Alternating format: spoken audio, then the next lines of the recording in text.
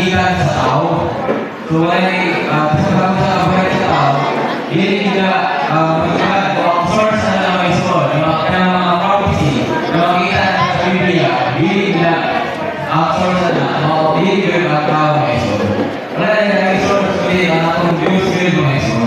Ang prophecy na makita sa Bible, ang source na is ang Diyos may soul.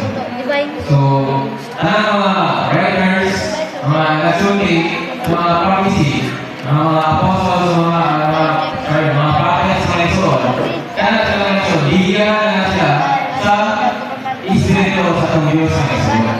Na ilan na sila, ilan na nasulit ng Lord because of the Holy Spirit.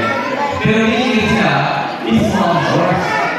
Ang Diyos ang source, but kung kailangan nila ang Holy Spirit, nahiwan nila na nasulat, nahiwan nila na nasirit na sulit ng Lord.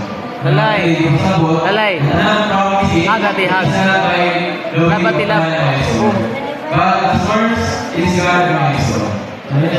Awake ka, bibi. No, Maya. no prophecy of scripture is of the prophets or others or concept, idea, or understanding.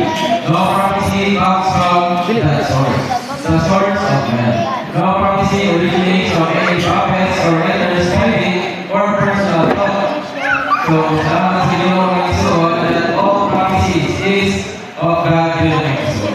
So, hindi mga pulot sa Ginoo ng Isuon, makita nato, huwag ilang source ni ang Ginoo ng Isuon. Kaya yung mga karoon, sila ang Biblia, sila ang tao.